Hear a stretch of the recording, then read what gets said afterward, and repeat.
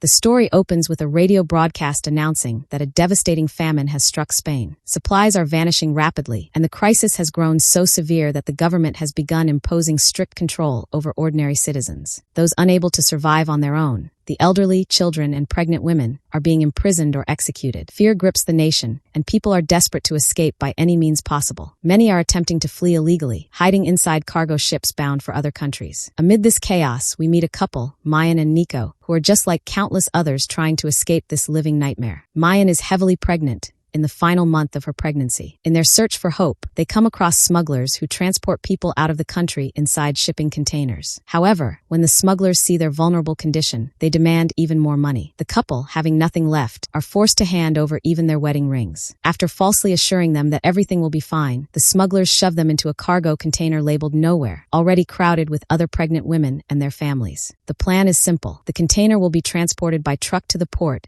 and then loaded onto a ship heading to another country. Mayan is terrified, but Nico comforts her gently, promising that nothing will happen to her or their baby. He tells her that if the baby is a girl, they will name her Uma, the name of their eldest daughter, who was tragically killed simply for going outside to play. While searching through their bag, Mayan finds a chocolate bar. Nico softly jokes that once they reach safety, they'll celebrate with it. Exhausted and emotionally drained, the two eventually fall asleep inside the container. At dawn, the container doors suddenly swing open and panic erupts. Frightened people rush in and chaos spreads everywhere. In the confusion, Mayan and Nico are separated. The smuggling group's manager falsely claims that there are too many people inside and orders that some must move to another container. Nobody listens, so his men begin forcefully pushing people out. Nico tries to reason with them, but he too is thrown out, leaving Mayan alone. Through a small hole, she sees Nico with others being shoved into container number 107. As the containers are loaded for shipment, she calls out to him. Nico reassures her, saying they will all be on the same ship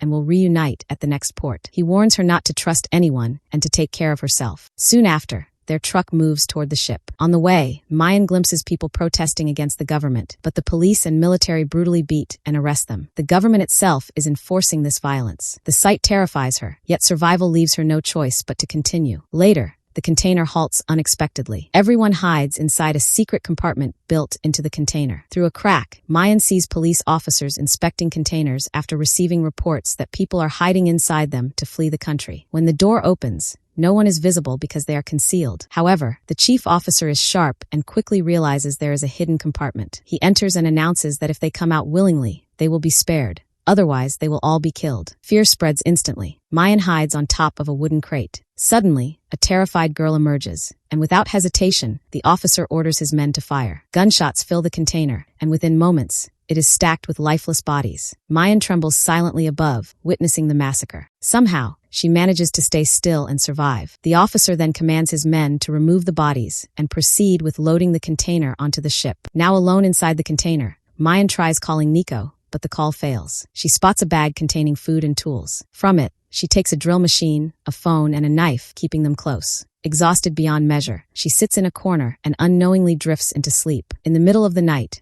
violent shaking jolts her awake. A massive storm is raging at sea. She screams for help, but no one responds. Suddenly, the ship crashes against a huge wave, and containers begin falling into the ocean. One slams into hers, striking her head and knocking her unconscious. When she wakes the next morning, the container is flooded with water. Looking outside, she sees nothing but endless sea. The containers are sinking, and hers is now floating alone in the middle of the ocean. She desperately tries calling Nico, but her phone is broken. She switches the SIM card into another phone, but there is no signal. Meanwhile, water steadily seeps in through holes at the bottom. She searches frantically for something to block them and uses tape to slow the leak. Suddenly, she hears screams. Looking out, she sees container number 107 sinking. It is Nico's container. She shouts helplessly as it disappears beneath the water. She tries calling him again, but it is too late. Watching his container vanish, she breaks down in tears. Believing she has lost her husband, she feels completely shattered. In despair, she attempts to take her own life. But at that moment, she feels her baby move inside her. She drops the knife and realizes she must live for her child. After a troubled sleep and a terrifying dream of the container sinking, she wakes to find water pouring in again. She opens other crates and discovers supplies and empty plastic containers. Using a rubber rope and a pipe, she manages to pump out water and create more space inside. She decides firmly that no matter what happens, she will survive for her child. Then, miraculously, Nico calls. He reveals that he escaped earlier and is alive. Her heart races with relief. She explains everything: the storm, being separated and floating alone in the ocean. Nico promises he will find her and save her. Encouraged, she regains some strength. Later, she eats some bread and drinks water. But the storm intensifies again, and suddenly she goes into labor. Alone, inside the violently shaking container, she endures unbearable pain and gives birth to a baby girl. Despite rising water levels, she protects her newborn inside a box and eventually falls asleep beside her. Food supplies begin running low. She spots the drill and decides to cut through the container's roof to escape. It is painfully difficult, and the baby cries frequently. She feeds her milk and continues drilling for hours, eventually making holes. But just before completing the cut, the drill stops working. She attempts to pry it open with a knife, but even the knife breaks. She grows weak from hunger and thirst. With no water left, she collapses. The next morning, rain begins pouring through the holes,